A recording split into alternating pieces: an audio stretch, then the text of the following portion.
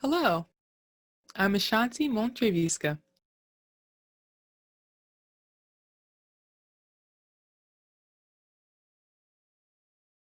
and I am the current board president of the Whatcom Peace Justice Center,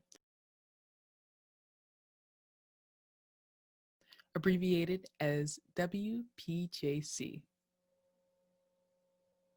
I was very honored to be the sitting president of the Whatcom Peace Justice Center.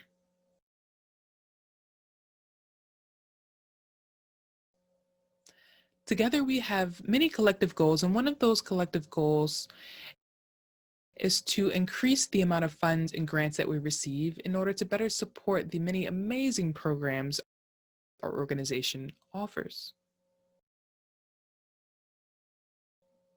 In the past, this organization was erected with a purpose, and that was to fight against war and militarization.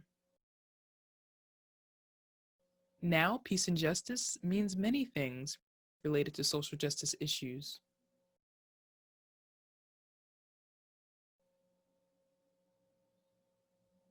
For example, abolishing wars, resisting government violence, involvement with various activisms, supporting and valuing human rights of people from all walks of life.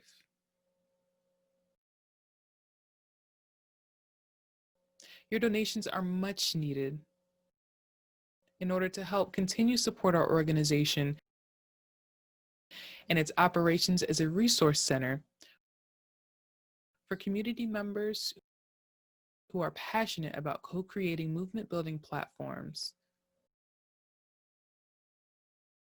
in order to push for awareness of various human rights issues.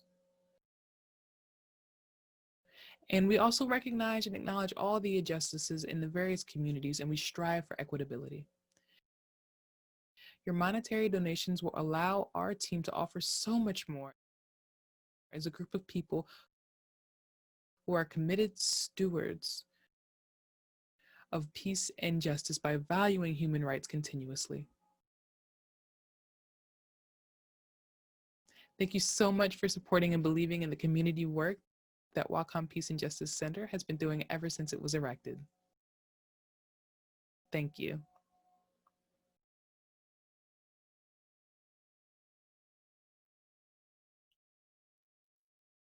Greetings and welcome everyone to the 17th Annual International Day of Peace.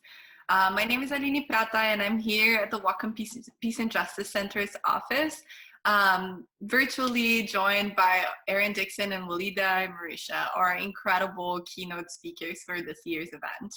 I'm hoping that this will close strong what has already been a really inspiring and powerful commemoration of International Day of Peace. I'm gonna go ahead and get started with reading the bio of Aaron and Walidah, and then we're gonna jump into their initial remarks and have a couple of questions to deepen our dialogue.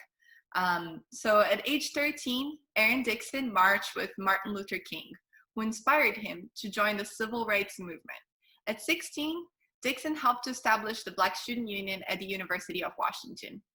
A year later, Dixon became the captain of the Seattle Black Panther Party, the first chapter that actually existed outside of California. After 10 years as a member of the Black Panther Party, he started working on a nonprofit and spent the next 25 years working with gang-involved youth. He's the author of My People Are Rising, a memoir of a Black Panther Party captain. So thanks, Aaron, for being here, and thanks, Yoav, for the connection and for letting me borrow this phenomenal book, which I'm strongly recommending to everyone. And Walidah is the co-editor of Octavia's Brood, Science Fiction Stories from Social Justice Movements, a book that you might recognize either from the Whatcom Peace and Justice Center's library or from Western Read's recommendation, which I believe it was in 2018. She's also the author of Angels with Dirty Faces, 3 Stories of Crime, Prison, and Redemption, which won a 2017 Oregon Book Award and a poetry collection, Stars and Scars. She spent 6 years with Oregon Humanities Conversation Project as a public scholar, facilitating programs across the state about Oregon's Black history. Aaron and Walidah, thank you both so much for being here today. I'm both humbled and honored to be in your presence and to be able to learn with both of you. I was actually just telling a friend recently that the first time that I met Walidah was in 2018 when she came to Western Washington University to give a lecture on the history of anti-Blackness in the Pacific Northwest. And I happened to be there with Nia Montero, who is the former director of the Peace and Justice Center. And Walidah's words were really inspiring and a huge lesson for all of us, both in like radical imagination and also in acknowledging and making pieces with our past. Thank you so much for being here. And of course, it is always an incredible honor to be here with Aaron. I think I told you in my first email that in Brazil, a big part of organizing for me was also studying, and that like through popular education, trying to engage in learning about how other countries in the globe resisted and promoted social justice. And most of our references were from the global south. But because of the role and the internationalism and just the sharp analysis and capacity of the Black Panther Party, that was one of the main references that we studied from the US. So it's always a huge honor to be here with the elder of our movements and of Black-led resistance in the Pacific Northwest. So the theme chosen for International Day of Peace this year is No Justice, No Peace, as we've been witnessing and hopefully participating in the uprisings against police brutality and in defense of Black lives since the murder of George Floyd, Breonna Taylor, and the attack on Jacob Blake's life more recently. I was wondering if you could both start by speaking to the historical relevance of the current moment and this theme. How did we get here? What does it mean to fight for justice and peace? Aaron, can we please start with you first? You start with me, huh? I think it's very significant. Looking at where we're at in the world and where our civilization is at, I think this period of awakening is very important. It's something I've been waiting for the last 30 years. You know, there have been so many killings of young Black men and women over the last 10 years. It's almost dizzying. And I think, you know, in terms of the coronavirus that was taking place over the last 4 or 5 months, it silenced a lot of the distractions that we have in America, you know, particularly sports and the entertainment field, and a lot of those things were shut down, and so that left us more time to think, more time to contemplate, which we haven't had over the last 30, 40 years because of the advancement of technology. But it gave us a chance to just kind of pause for a moment and just think and look at and see what's happening. And when George Floyd was killed in the manner that he was killed, and millions of people sitting home watching TV, they watched that. They watched him calling out saying that he can't breathe. They watched him call for his mother. And it helped to create an awakening in America that we haven't had in the last 50 years. And, you know, with that awakening, it wasn't just Black people and brown people, it was white people as well that began to really realize that, yes, there is something wrong with our police department in America. And yes, maybe we do need to consider that we need to put an emphasis that Black people deserve to be able to exist and to live without fear of being killed or arrested or beaten and any of these things. So it's been tremendous, and it's something that has spread all over the world, which is significant because we're not the only country in the world that is suffering from economic unevenness and police brutality. You know, there's millions of people in many places, is Brazil and India and Mexico and you know, Africa and even Belarus now, that are suffering from oppression from dictators. So it's been a tremendous awakening. But, you know, this awakening has happened before. This is not the first time that this type of awakening has happened. It happened actually in the 1900s, during 1918, 1910s, during the fight for the unions and the interest in communism that a lot of Americans had at that time, and then the repression that came down upon them. And then in the 1960s, we had a tremendous awakening. A lot of it was centered around the war in Vietnam and stopping that war. And you had thousands and thousands of young people, mostly white, who were involved in that anti-war protest that lasted for 9 years. I don't think a lot of people realize that that protest lasted for 9 years, and it was constant protests. It was constant teach-ins and sit-ins, and there were you know, over six students that were killed on college campuses, and so that was a tremendous awakening as well.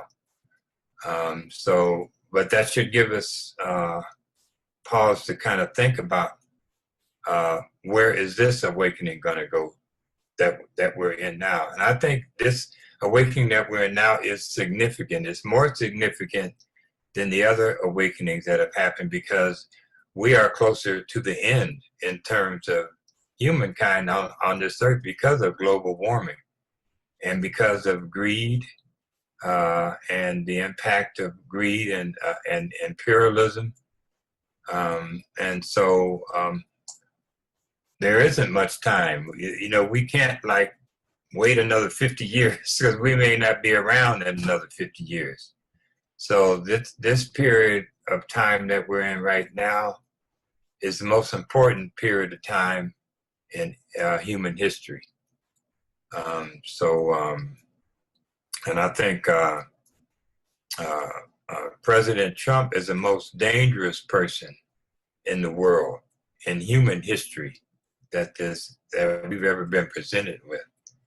And making sure that he does not serve another 4 years, I think, is something that we all need to focus on, and make sure that he does not get in for another 4 years. We had 8 years of Ronald Reagan, which brought us to where we're at now, which was devastating for people of color in America and the poor people and people all over the world. And we're not going to be able to make it through 8 years of Donald Trump. Walidah, how about you? Thank you, and thanks so much for having me. I'm so honored to be part of this conversation, and just so thankful for the wisdom and the continuous work and dedication of Aaron Dixon, you know, which has had an impact nationally, internationally, but especially, you know, as a Black person here in the Northwest. You know, your work has changed this place and has prepared us for this moment. And you are one of the people who have helped to lay the foundations for where we are now.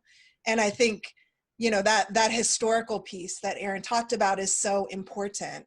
This moment is so incredible and so inspiring. You know, in Portland, we've had over 100 days straight of protests in support of Black Lives Matter. You know, the leadership of Black people and Black youth especially is incredibly inspiring here in the Northwest, nationally, internationally. They, you know, get all the credit for this moment. And this is part of that larger historical continuous momentum of resistance that has always been embedded in Blackness since before we were forced to come here. Black folks have always resisted, and the resistance of Black folks is a fundamental challenge to the functioning of this empire and this system on a day-to-day basis.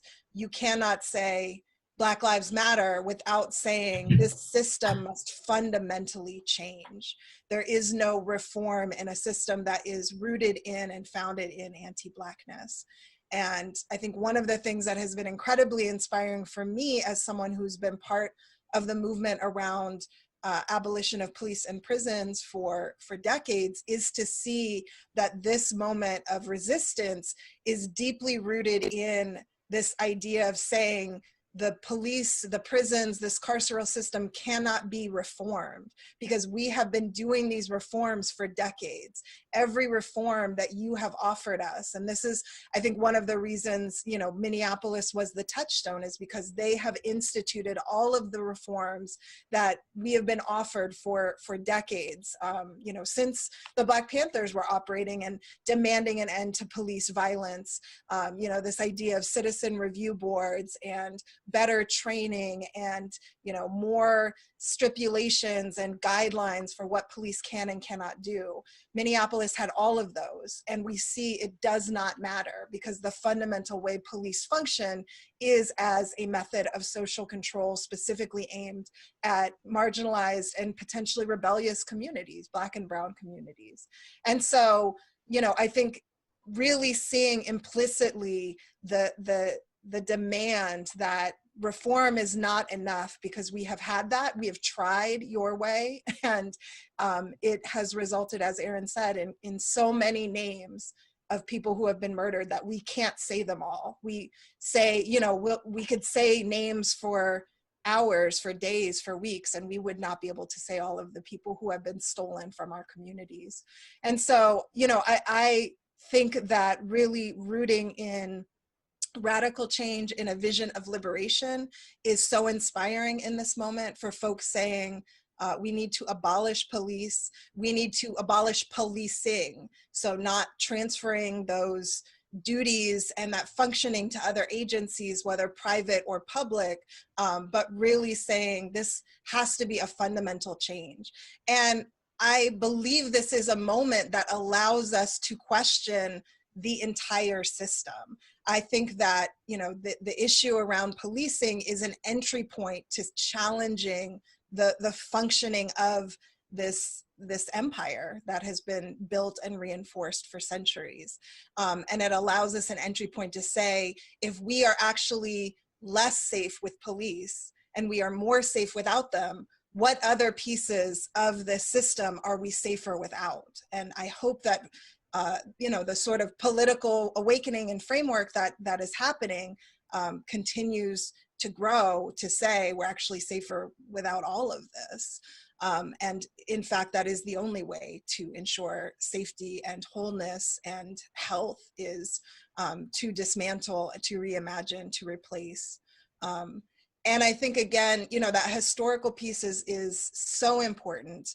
You know, I would not be who I am without the wisdom of the Black Panther Party in general, and so many folks in the party who are by and large so, you know, committed and connected to the everyday work. You know, I feel like, you know, Aaron, I've just heard so much from so many people I respect about your continuous work on the ground, that you are always there for folks. It's important to recognize, you know, that is not history. That is a living legacy that you have been carrying for decades and you have helped to bring to this moment. And I'm so thankful for that and for your work in that. And for me, I think the other piece that's really important is when we look historically, you know, as someone who does history, I like to root in that, because I think when you bring a historical framework, what you realize is that things that seem complicated in the moment become very simple a decade, 2 decades, generations out. And there is clearly a right and a wrong side of history. And so I think taking that historical long view is important, because I think, you know, when folks look back, you know, they're like, oh, well, I would have wanted to be on the right side of history. And so I think it's useful to remind people of that, because I think one of the tools of neoliberal oppression is to cloud the issue, to try and pretend like there are all these different sides that need to be heard. And, you know, I think that's one of the reasons it's so important to have, you know, conversations in the Northwest, because I think the Northwest has in many ways perfected neoliberal racism, has perfected the ability of co-opting languages of change, of social justice, while using them to allow the maintaining of oppressive systems. And so I think it's useful to have that historical long view to say, if you would have been on the right side of history in the past, then things are just as simple now. There is a right side of history and there's a wrong side of history. There are people who are struggling against racism and fascism and oppression, and there are people who are struggling to maintain those systems and expand them. Which side are you on? And to me, that is the root of that framing, no justice, no peace. It is very simple. And I think the attempts to make it more complicated are about diluting our power, but it is an ahistoric view. And we really need to root in both the wisdom and the resistance of those who have come before us, as well as the understanding that there is a right and wrong side. And I want to be on the right side.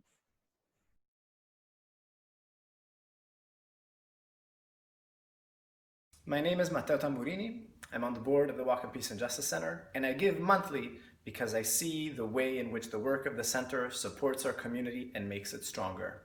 Please join me. No justice, no peace.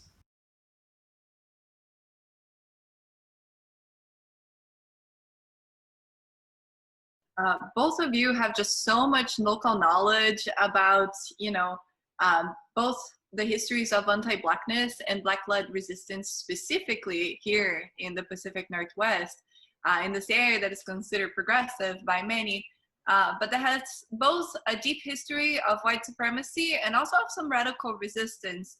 I'm thinking just in particular in Bellingham, right? Like, we have not come to terms with the history of white supremacy, the persecution of like our Asian immigrants, and also the settler colonialism that started and founded the city. And we also do have like the longest standing peace vigil in the history of the United States. But I'm sure that there's many examples of these contradictions in other parts of the country. And I'm just in other parts of the Pacific Northwest in particular. And I'm just curious about what is both exciting and also challenging about working for peace and justice in the Pacific Northwest, specifically when it comes to racial justice. That's a good question. Well, I think for people of color, one thing that is challenging is the isolation. The fact that Seattle and Portland, first of all, have a small percentage of Black people and people of color.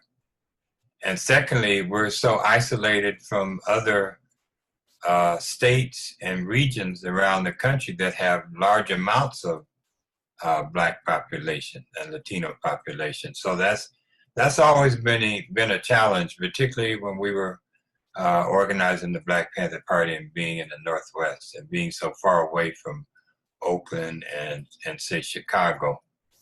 But it was something that we were able to overcome.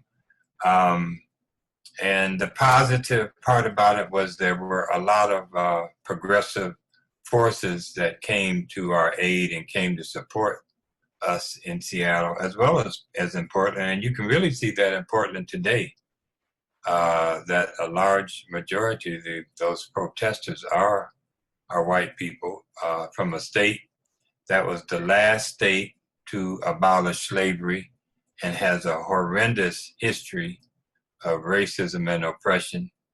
The fact that, you know, that so many people are coming out to change that history. So, you know, those are some of the challenges, but those are challenges that we were able to overcome. And I really don't look at them as challenges as much as they were opportunities to do some good things and do some good work. Yeah, I mean, I don't think it's so much a contradiction. I think repression breeds resistance. And so I think, you know, the strength of communities of color in the Northwest is partially because of the continual, you know, necessity of resisting against us being wiped out of this place. And, you know, I think that history is incredibly important. The entire Northwest was founded as a racist white utopia. The Oregon Territory, which included Oregon, Washington, Idaho, parts of Wyoming, parts of Montana, were founded to be a whites-only perfect society. And that, you know, the necessity of that was stealing 2.5 million acres of indigenous land and giving it away for free to white people to literally build that racist utopia upon, and, you know, trying to eradicate indigenous communities. It included the Black exclusion laws, were about making sure Black people did not come here. And so, you know, included the Lash Law that said we would be publicly whipped until we left. And again, that was the entire Northwest as the Oregon Territory. And so, you know, I think it's important to recognize that that notion of a racist white utopia is the foundation of this place that we live. It is the foundation of every institution that shapes our lives. That is why I think the Northwest in general, and for me, for my area of work, Oregon specifically, is a useful case study for the rest of the nation, because Oregon and the Northwest were very explicit and clear about the kind of place it wanted to be. But the same policies, practices, and more importantly, ideologies that shaped this place shaped the nation, and is the foundation of America. And so, you know, I think Portland especially, and also Seattle, have been very adept at sort of marketing themselves as this white liberal utopia, right? The place that millennials go to retire. And that is actually not in contradiction with the foundations of this place, because, you know, Portland is the whitest major city in America. It's also the most gentrified city in America. Those two things are not, they're not separate from one another. They are entwined. And I think, you know, as Aaron said, there have always been communities of color here in the Northwest, which is incredible because we were not supposed to be here. Indigenous folks were not supposed to survive. Black communities were never supposed to take root. I mean, we were told we would be publicly tortured over and over again until we left. And Black people still came, which is incredible, and built communities. And when those communities were destroyed, they rebuilt again. And we're in the process of that, you know, nationally, internationally, gentrification of Black communities being destroyed. And Black folks are still resisting and building and reimagining. And so, you know, I think it's incredibly important that every time we talk about repression, we talk about resistance, and actually that we talk about the resistance first, because otherwise, I think, you know, white allies and accomplices are, you know, wonderful when they take the leadership vision and center the work of communities of color. But it becomes very easy in a place that is so white, like the Northwest, for white folks to center themselves in this conversation around ending white supremacy. And so it's incredibly important that we say, you know, communities of color in general have never been passive victims. We have been active change makers. We are the reason that racial justice has happened anywhere in the world. And it's through our courage and usually literally risking our lives to make it better for everyone. And so, you know, I think it's incredibly important to root in the agency and the determination of communities of color in general, and specifically, you know, in the context of this conversation, Black communities, because otherwise you get into a white savior mentality, and that's the antithetical to real liberation and justice. The reality is communities of color here have always resisted. We've not only survived, we have created and built and have changed the world again and again. And we've changed the Northwest again and again. And that has to be at the core and the center of our framework and our visioning around this. Otherwise, we end up creating movements that just also want to create a racist white utopia, just a racist white utopia that's progressive. And that's certainly not the place that I want to be. Talking about those histories of resistance, what are some of the lessons that we can collect from the history of the Pacific Northwest and of resistances here that will prevent us, from instance, of letting our movements being co-opted by white saviorism, or of letting state surveillance? How do we make this not just a moment but a movement? And what are some of the lessons that you've collected from your work that you could share? Well, I think it's important that we understand that the biggest problem with America is the super predatory capitalist system that we have, and imperialism. And capitalism and racism and imperialism equal fascism. So I think we always have to keep that in mind, that fundamentally our economic system that we live under in America is going to end up taking us to destruction, and it's going to have to be changed. It's going to have to be thrown out.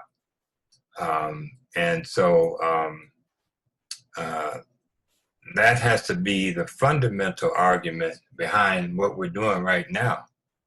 And we can't let people forget that. We can't let people be lulled to sleep by new inventions and new technology and jobs that come that aren't going to last, and jobs that pay a lot of money, because in the end, the money is not going to go to where it needs. It's not going to go to the communities that suffer the most.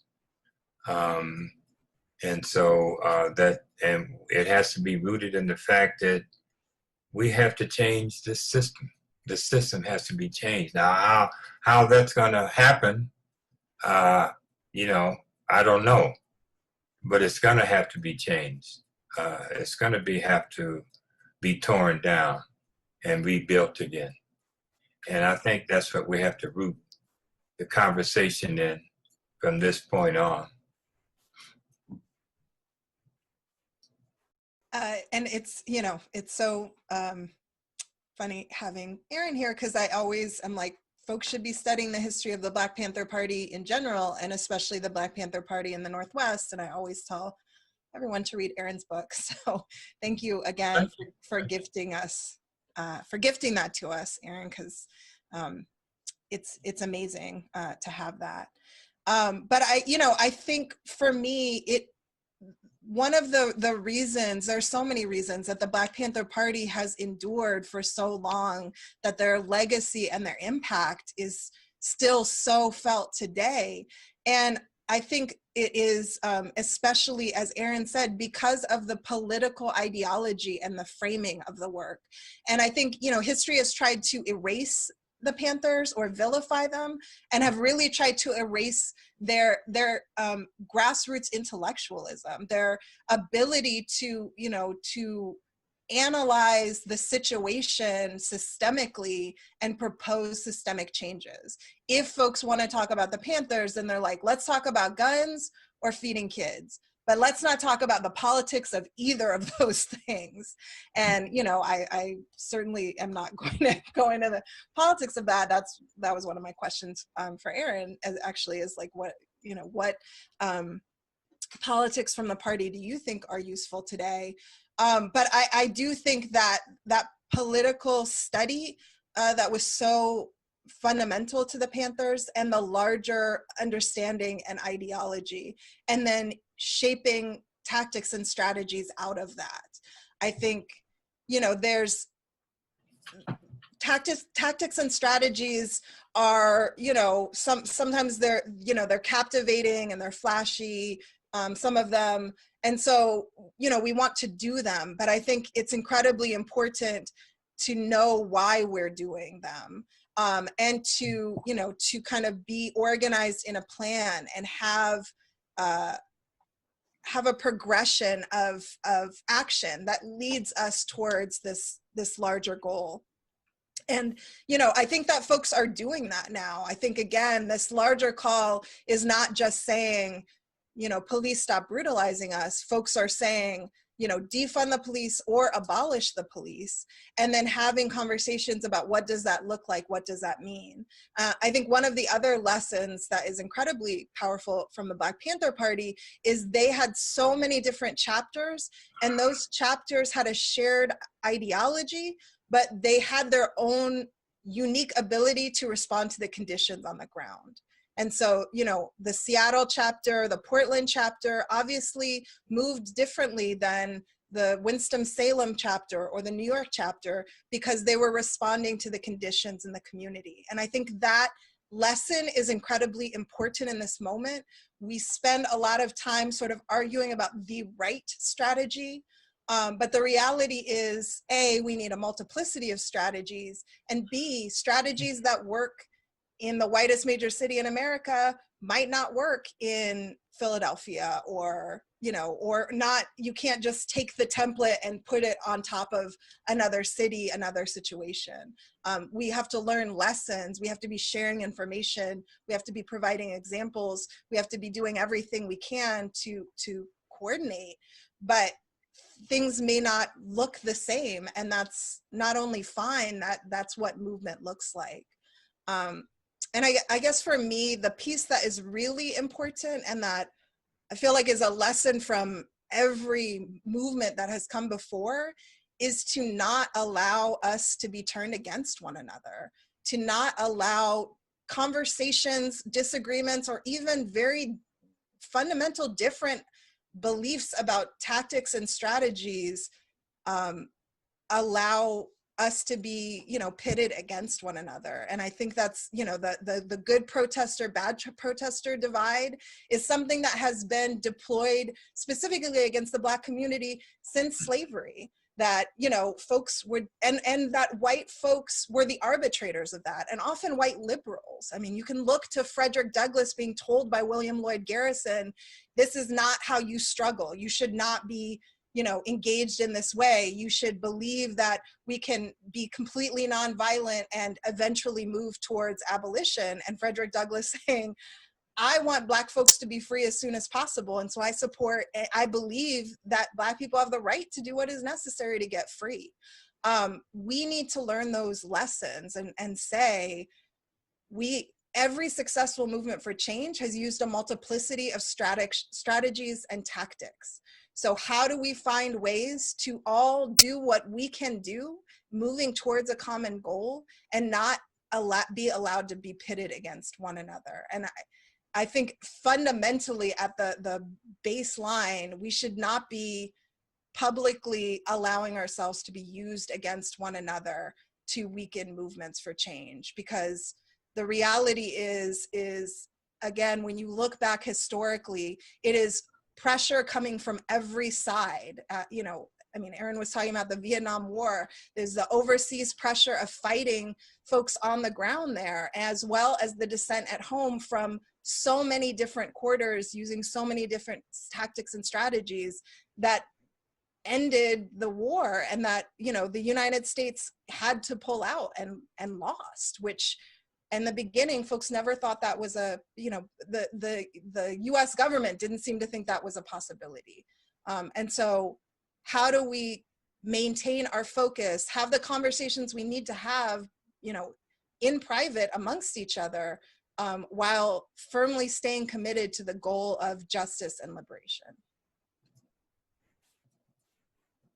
Aaron, if you would like to give a response to the question that Walidah posed on the politics and the ideology of the Panther Party, and also anything else that she has said that spoke to you and that you'd like to comment on. Yeah, I think the most important thing that she said was dissension among one another. And that is the number one tool. That's the first tool that the oppressor uses, is to create dissension within the community, in the organizations. It's something they're always doing, but when a movement arises, they put special emphasis on that.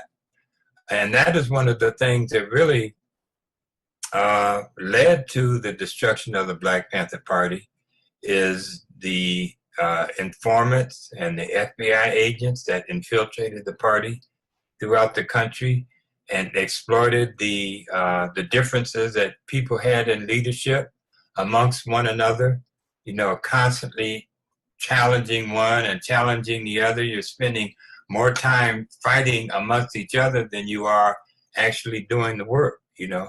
That's the #1 tactic. And, you know, we certainly had a serious problem with that in Seattle. And the Black Panther Party as a whole definitely had a serious problem with that, which led to the split of the organization in 1972. So that is one of the most important things. And one of the things that helped the Black Panther Party was reading and studying. You know, we were told we had to read 2 hours a day. We were given a book list of books to read. We had to read the newspaper and explain it, the Black Panther newspaper, that is, before we went out to sell it.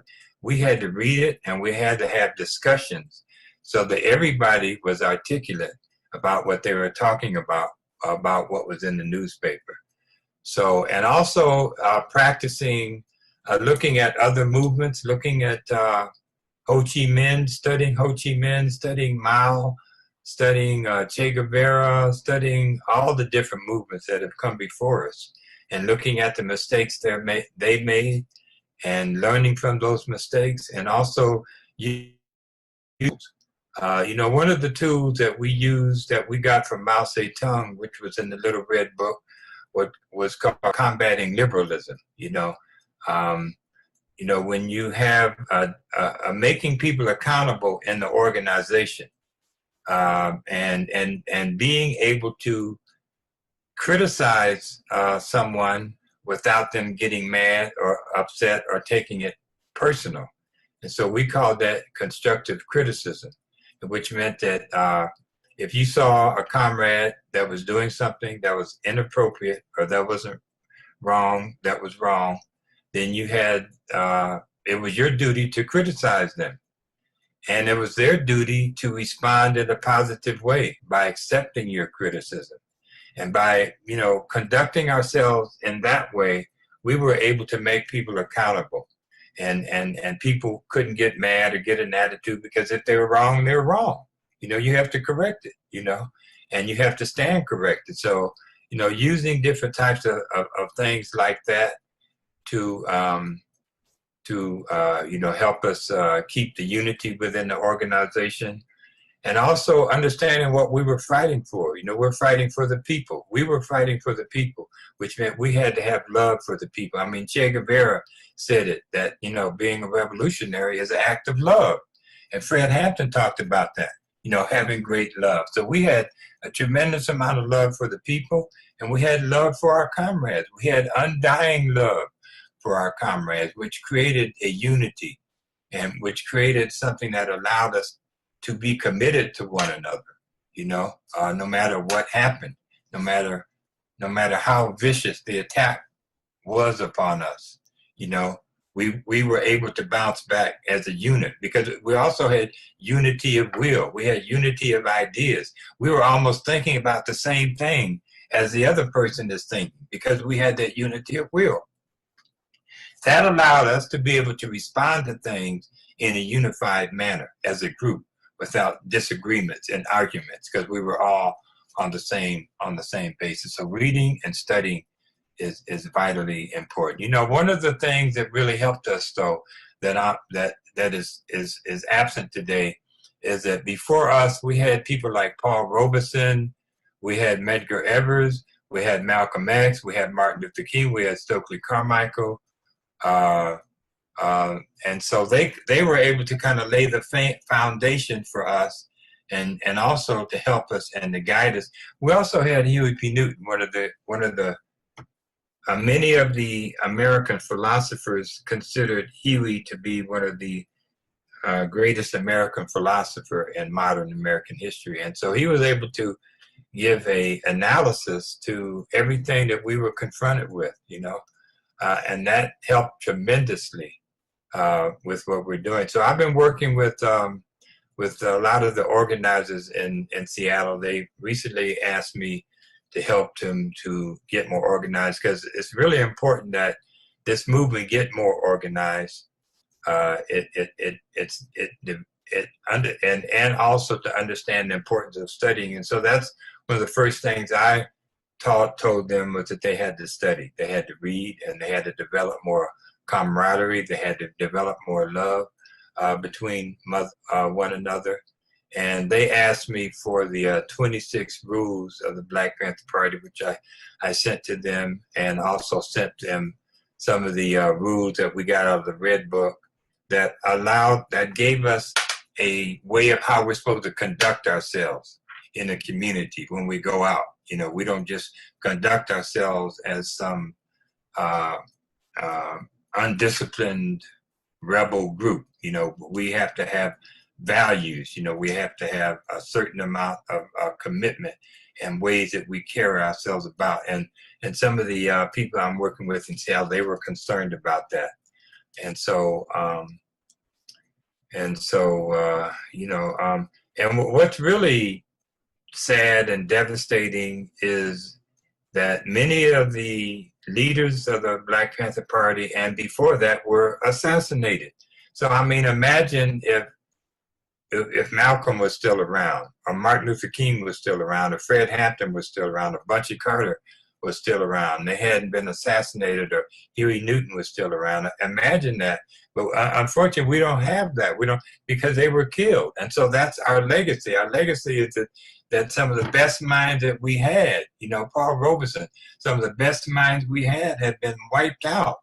And so we don't have the luxury of being able to rely on them or go to them or help them to, understand what we're up against and to move forward. And that's why it's important for young people to read today. That's why it's important for these organizers who are doing the work. They have to commit to reading. When I first met with some of the groups in Seattle, they were saying how tired they were, and they really, that they didn't know how they could, find time to read. And I had to stress to them that reading is number one. That's the most important. That's the most important study, because we were also taught that revolution is a process. You can't go from A to Z. You can't go from A being awoke and then wanting to destroy the system and just jump to doing that. It's a process. You got to go through a process to move towards that. And that's what we have to understand. We have to understand that revolution is a process. It's a step-by-step process. And that's why the Black Panther Party was always evolving. We were never the same organization we were 2 years prior. We were always evolving, because Huey taught us nothing stands outside of change. Everything is in a constant state of flux. And so therefore we had to be able to change, and we had to be able to adapt. When it was announced in Southern California, LA, when it was announced that the Southern California chapter was going to have a coalition with Mexicans, a lot of those brothers and sisters in the party did not like that, because they had fought gang wars with them. But when it was broken down to them, the importance of having a coalition with the Brown brothers, because it would make us stronger. It would give us more support. And because they were also being oppressed too. So, I just can't emphasize how important reading and studying needs to be for the current movement, and being more organized, thinking about ways to have rules to hone people in, and how to conduct themselves, and thinking about strategies, and thinking about the importance of analyzing, and analyzing each situation that we're in, so that we can, make sure that we're going to be victorious. Thank you. I've heard you say multiple times, which I think what you just said connects so perfectly, Walidah, and yours work in terms of change and unity, and also the vision and strategies and all of that.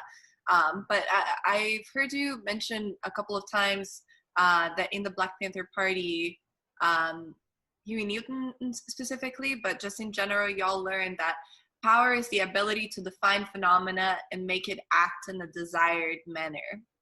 How can visionary fiction, hip-hop, theater, and other forms of arts be a way to achieve liberation in order to gain power? And what is the role of radical imagination in our movements, and who's contesting it these days? Walid, that's you. Yeah, I mean, I think, you know, for me, I do a lot of work around science fiction and social change, what I call visionary fiction, which is fantastical writing or art that helps us to imagine ways to build different futures. To me, you know, visionary fiction is fundamentally tied together with liberation movements, because, you know, the foundation of Octavia's Brood, the anthology I co-edited with Adrienne Maree Brown, is all organizing is science fiction. So every time we imagine a world without these oppressions that we're fighting every day, that's science fiction, because we haven't seen that world. But we absolutely need imaginative spaces, because we can't build what we can't imagine. And so, you know, I think, again, for me, you know, and Alondra Nelson has written about the Black Panther Party as creators of science fiction, of literally pulling these visions into reality. You know, every act, you know, the idea that Black children would have, you know, enough to eat, that was science fiction, because the Black community had never seen that. And the Black Panther Party said, well, let's pull this from science fiction into reality in a way that builds the liberation and the capacity and the ability of our communities to move this change forward. And so, you know, very much for me as a Black person and as a Black woman, I think of visionary fiction as something that is not, it's not an escape. It's not trying to, you know, go to a different place and, you know, forget about this place for a while. It's fundamentally rooted in the understanding that Black folks have imagined the impossible continually and have changed the entire world countless times to make that lived reality. That imagining Black freedom, Black liberation, Black dignity, even saying Black Lives Matter, fundamentally says we have to remake the world to make that happen. So to me, a space like visionary fiction, and I think, you know, it can be anything. It can be anything that helps us to expand our boundaries beyond. And, you know, that's why I don't want to put things in boxes or genres, because I don't think that's not how we live. You know, to me, I mean, the Black Panther Party was talking about the abolition of police and prisons in, you know, the 1960s and the 1970s. So when people talk about, oh, abolition is a new idea, I mean, it's not a new idea, certainly when you root it in the abolition of chattel slavery.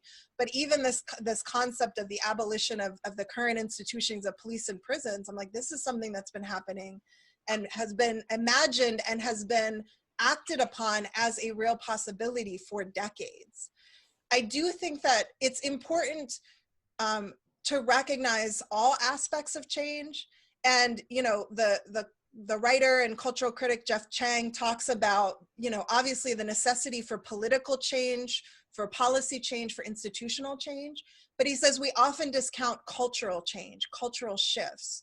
Those are incredibly important. And, you know, the Black Panther Party was incredibly adept at recognizing the need to shift culture. That's, you know, part of the education process is the decolonization of your mind, is to expand beyond what you're told is possible. And to, you know, even the embrace of, you know, of Black is beautiful as a cultural moment. And, you know, the idea that Black folks should have autonomy to run our communities, right? Like, those are expanding beyond what folks have been told. The necessity of a cultural shift says, you know, again, we have to be able to imagine differently.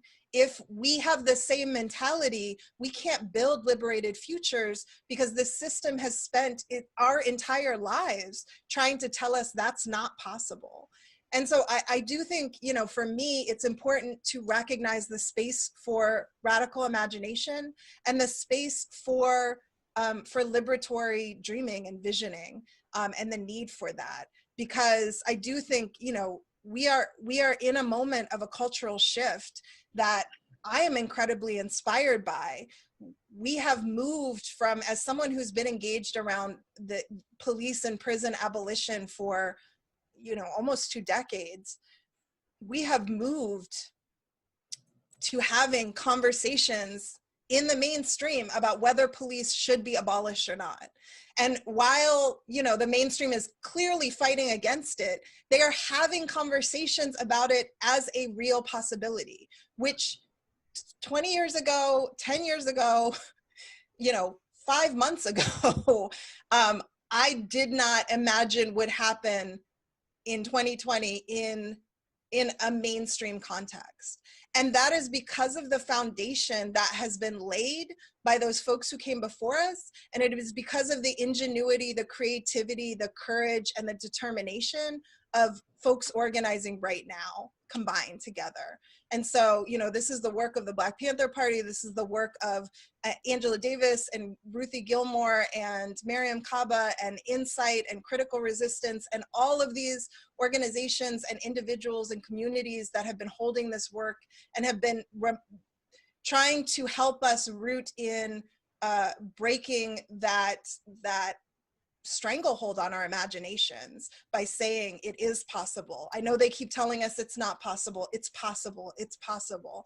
And I think, you know, that was reading about the Black Panther Party. That was so much for me, just expanding what I thought was possible, you know, and I started learning about the Panthers in the early 90s. And so, you know, that work will resonate. And it's not enough. And as Aaron says, we have to keep pushing and we have to keep working and studying and organizing, and all at the same time. Like, that's the other thing about the Panthers that is a great lesson, is they didn't say, we're gonna spend 5 years studying and then we'll go out in the community, right?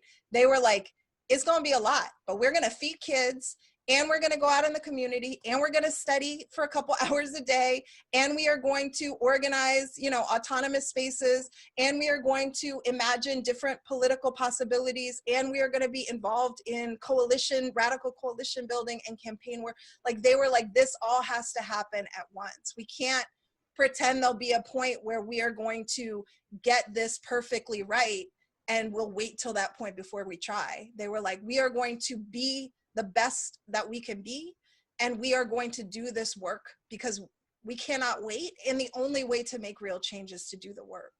And so I think, you know, just really balancing the need for action. But for me, visionary fiction is about imagining different worlds so that we can build them into existence. It's not a thought experiment. It is fundamentally an act of survival and liberation.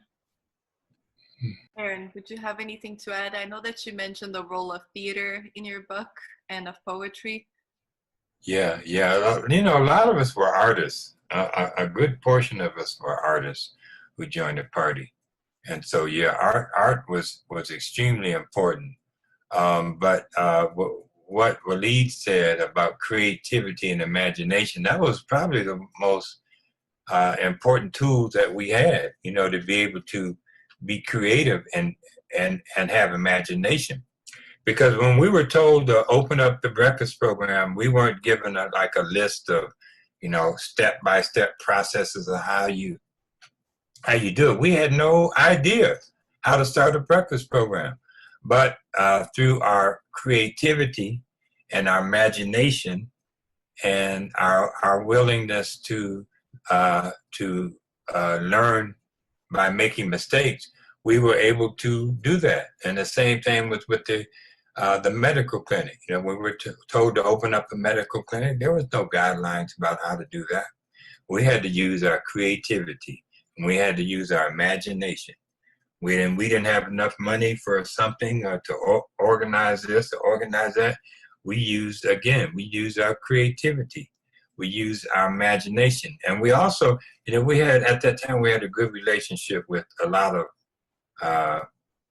progressive countries around the world. One of them was North Korea. And we had several delegations that did go to North Korea. That's when they were a truly revolutionary country.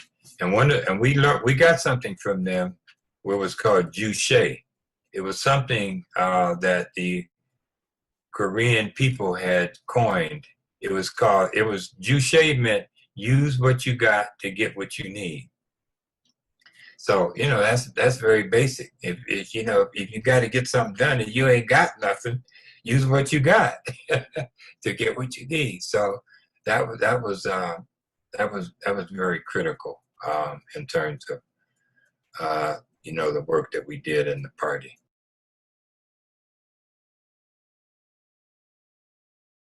Hi there, my name is Janet Marino, and I've been involved with the Whatcom Peace and Justice Center since 2011, and right now I'm serving on the board.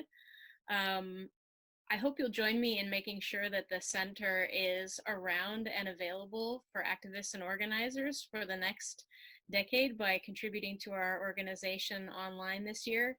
The Peace Center has been an oasis of critical thinking in a time that's been incredibly challenging. And as our city continues to gentrify and commodify, it's one of the few places, in a post-COVID world where we can actually gather and share thoughts and analysis on how we build a more just and equitable future for ourselves. So please join me in supporting the Whatcom Peace and Justice Center. Congratulations to Damani for this year's Lifetime Peacemaker Award, and thank you for everybody who's helping put this event together this year.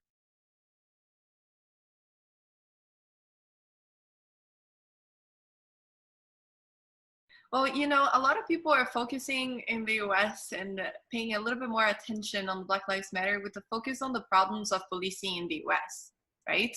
In the United States in particular. How do we get people to see the Black Lives Matter as a frame for understanding oppression and justice on a more global and intersectional scale? So for instance, how to connect that to, say, the murders of Black trans women in Brazil, or the US military occupation in Africa, Black migrants drowning in the Mediterranean, and like how did that analysis, that internationalist, solidarity analysis manifest in your work and activism? Well, let me just say that now in the party, when we first started, we were all Black nationalists, and we were all mainly concerned, and we were all saying Black power. But after being in the Black Panther Party, and the Black Panther Party very quickly evolved to understand that it wasn't just about Black people. It was about all oppressed people throughout the world. So therefore, we had to, instead of being Black nationalists, we had to be internationalists. And instead of saying Black power, we said all power to the people, And so that's that whole thing about adapting and understanding that. And that's why in the Black Panther newspaper, we had an international section that talked about what was going on in other parts of the world, because it was important to have people understand here in this country that people were being brutalized and killed and murdered and tortured in other parts of the world, in Brazil and in India and in many other places. So, having that international context is very important, and really centering the Palestinian movement within this whole international struggle. And you saw that happen in Ferguson, and it happened just by osmosis, just that the Palestinians saw what was going on, and they texted the organizers here about how to combat the tear gas, and that immediately created that connection between Palestine, which I think is the most important international movement in the world, is making sure that the Palestinian people get their homeland and that they have the opportunity to live as human beings, because they haven't had that opportunity for 70 years. And so, you know, that's just vitally important for young activists and organizers to always have a international connection about what we're doing, because, you know, the Black Lives Matter movement has affected movements all over the world. And, you know, like I mentioned earlier, Belarus has had, that president has been in office, I think, 25, 35 years, you know. And so I think by them seeing the resistance in America, that gave them the understanding we can do the same thing here and get rid of Obarchenko from office. Yeah, I mean, I think everything Aaron said is so powerful. And, you know, I think it's a huge, you know, it's a huge gift that was given by the folks who started Black Lives Matter, which was 3 Black women, that you started using the hashtag Black Lives Matter, because while it focuses where it's focused right now around, you know, I think it's important, again, it's not just police violence, but it is the ways that policing serves to function in this society, which allows us to see the ways that policing and a carceral mentality are at the foundations of this society. It's not just about police and prisons, right? People are like, well, let's, you know, shift things to social workers. And you're like, social workers police folks' families and communities as well.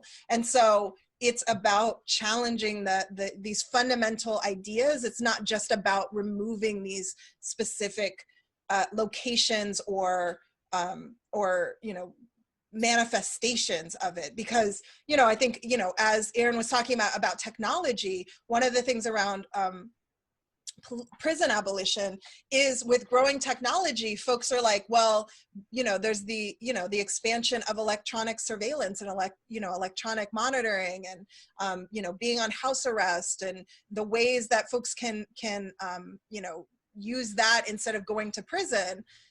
So even if prisons themselves disappear, if we have expanded the carceral state through the utilization of you know, electronic technological advances, all we've done is move the prison out here into this world even more, right? We've moved the prison beyond the prison. So I think, you know, to me, again, Black Lives Matter is such a gift because it encompasses everything. And it right now it is focusing in on and using as an entry point the idea around policing. But I think in the same way the Black Panther Party started around police brutality and police violence, I don't think anyone would say the Black Panther Party was just about police violence, right? Like, they used that as an entry point because they said this is an issue that is visible, it is visceral, it is literally life and death.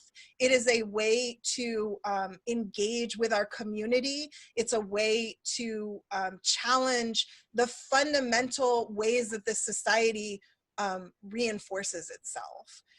But then they, you know, they very quickly expanded to so many different areas. And I feel like, you know, we are seeing that happen with Black Lives Matter as well. I think it's, you know, it's hard because, you know, folks are like, is Black Lives Matter a organization? Is it a movement? Is it a hashtag?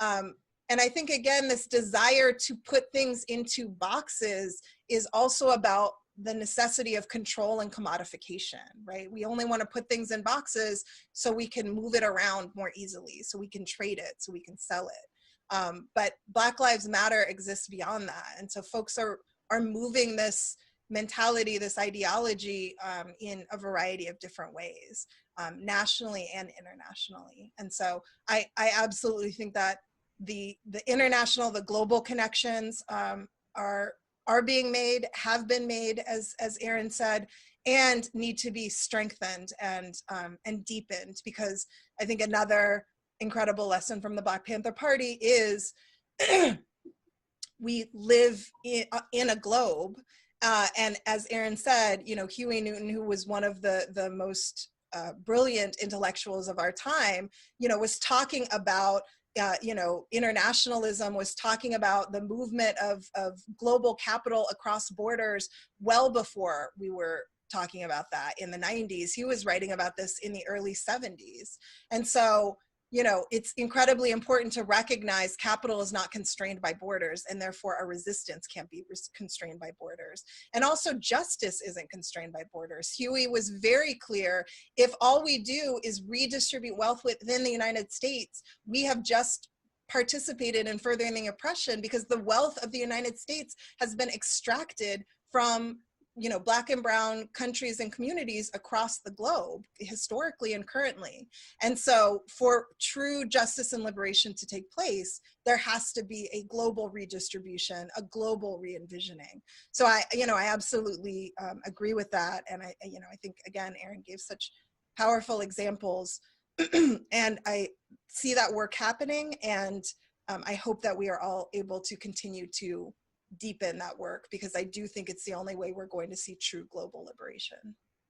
Wow, I could listen to both of you talk for forever, and I wish I could really. But I have one question stolen from Walidah. I asked both of you to send me questions that you might have for each other, and if you have a couple of minutes after this closing question, I'll open up for you two to ask questions to each other if you'd like to. But the question that Walidah posed that I want both of you to answer is, what is your vision for the Pacific Northwest in the next 50 or 100 years? And what would it look like if we won? Well, my vision would be that the indigenous people would be given their land back, and that they would become the custodians of the land. That because we need their expertise to help to take us out of this global warming that we're in. We can see all the fires and everything that is really destroying a lot of land on the West Coast. And so putting them as in their rightful place as the custodians of the land. And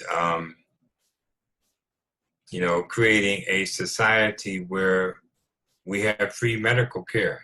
Everybody has free medical care. Of course, we need to have free. That would be a vision for our country as well. That medical care is not a privilege, but it's a right that everybody should have it. The fact that the Seattle Black Panther Party's medical clinic is still open, and Portland's free dental clinic is still open. Kind of speaks to that. And that the communities have control of the institutions in their community. The community should have control of the schools. The schools should not be run by some people with PhDs and master's degrees and who aren't even from that community. They shouldn't be telling us how to conduct business in our schools with our kids. That should be up to the community. We should be able to set what the curriculum is going to be, how it's going to be taught, and we should participate in who's going to be hired to work in our communities, in our schools. And in 1970, the Black Panther Party has started a campaign called Community Control of Police, because what we believe, and I still believe this today, is that we need to have community control of the people patrolling in our community. We need to have people in the community that are sitting at the table that are responsible for the hiring and the firing and the disciplining of police officers in our community. I think we got to go a step further than defunding the police. Because we see what happened in Seattle. They fired the police chief, but we're not at the table. So they're just going to bring in another police chief who is a little bit better, a little bit worse. That's just going to be the continuing pattern, as same as with the police officers. What we need to have is people that sit at the table from our community that are going to participate in the hiring and the firing and the discipline. We need to do the same thing with the prosecutor's department. That we need to have people from the community. When you're prosecuting somebody from our community, we need to have input, because we don't need some prosecutor who's been a prosecutor for 10, 15 years, and they're going to just have little Jimmy that comes up, his first offense, he gets 20 years, and that's his mentality. No, we need to have some say-so on how they prosecute our young people. We also need to have community control of the parole boards. We need to have people from the community that also sit on those parole boards, because when people come up for parole, you have people who have never had any contact with people of color, who have not been in the community, who oftentimes do not have good intentions, who are oftentimes racist. You have them as the ones that are making the decisions where somebody is going to get parole or probation or whatever. So, I think that's one of the things we have to understand. We can't just say defund the police and just let it at that. No, we want to be at the table. We want to say where those funds are going to be spent. Matter of fact, we have to understand that we have to provide the examples of how business should be conducted in our community. That's what the Black Panther Party did. We provided examples of how to feed our kids. We provided examples about medical care for our kids. We didn't say, we want you to do this, we want you to do that. No, we did it ourselves. We revolutionized the whole social service way that people conduct social service, the Black Panther Party. And we have to understand that as Black people, that we have to lead by example. We have to lead by example. So, and we can create a better society that way. When the community has input into it, we can create a more holistic society. And so, so that's kind of some of my response to that. Well, I was like, it was a question for Aaron because I don't know. So I wanted to hear what Aaron had to say. I mean, I think that, again, that for me, that visionary fiction is a collective process that we have to be imagining together. We have to be trying to imagine beyond the bounds of what we're told is possible together, because I think it allows us to go further. First of all, we combine our genius, we become even, more ingenious, but it allows, kind of like Aaron was saying about the constructive criticism, when we're imagining together, it allows folks to say, oh, but aren't you kind of just falling into the same pattern we've all been told, or the same limitations? Like, maybe let's try to expand out. We can remind one another to think further and to imagine liberation even more fully. And so, I mean, I think that there are lots of things, there's so many things of what Aaron said that I think are incredibly powerful, and are definitely part of my vision for the future. I think for me, one of the important things is just to recognize, like, 50 or 100 years doesn't seem like long at all, and it seems like a really long time at the same time. And so much can happen. I think we're often told the narrative that change takes generations. And I think we have to be prepared for that.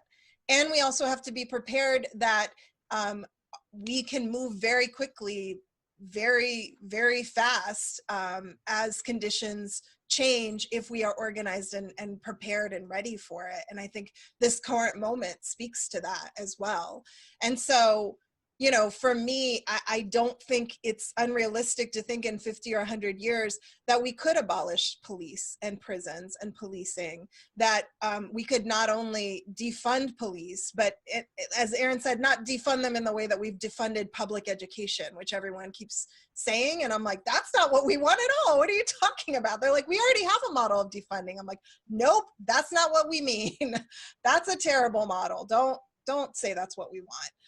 But instead saying, the goal is to shrink the space that police and prisons take up in our society, and to be shifting those resources to community control, to focusing on autonomy and focusing on self-determination, towards instituting true liberation for folks. And that, you know, my idea of, you know, defunding the police is that it's a sort of longer term strategy that helps to lead us towards abolishing police, and I think more importantly, instituting community-centered alternatives that address harm and focus on healing and justice. Because, you know, I think a lot of times when people talk about abolition, you know, the brilliant thinker Alexis Pauline Gumbs talked about this. She's like, what if abolition wasn't a breaking thing? What if it was a shattering thing? What if it was something that grew? And I think that idea, you know, she talks about it as a garden. How do we grow abolition like we grow gardens? Is really important. Abolition is not an absence. Abolition is, you know, we clear out these institutions for the goal of having space to plant something new. The idea is not just, you know, burn it all down, set fire to the forest, and then just walk away. The idea is we, you know, do, you know, clear out space so that we can be building and growing new things.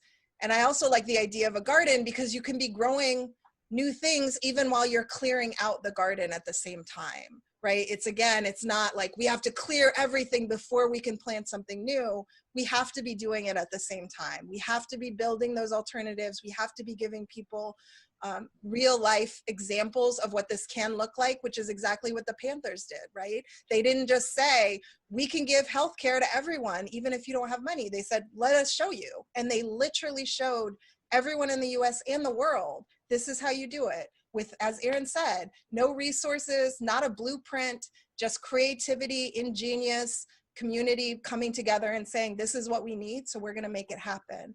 So how do we build those alternatives? How we grow those alternatives now, while we're still saying, you know, this, you know, we have to continue clearing out this land, because otherwise what we're growing will be choked to death. We have to creating space for it. So I just, for me, I don't feel like I have all the answers, but I do think we can change things significantly. We can change things significantly in our timeline. And we must always be imagining beyond what we're told is possible or realistic, because that's where true liberation lies.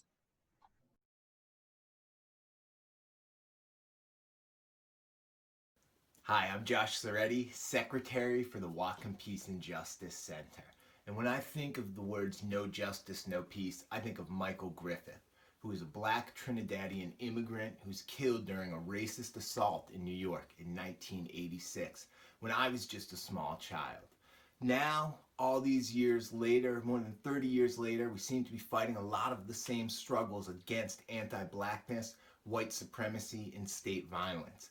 And in this moment and in this struggle, the Whatcom Peace Justice Center is in it for the long haul to address all of these oppressions and to make sure that we honor the Black radical tradition and the many ways that Black-led movements have moved us closer to a more just future. Thank you, and please donate to the Whatcom Peace Justice Center to support this great event and more great events like this. No justice, no peace.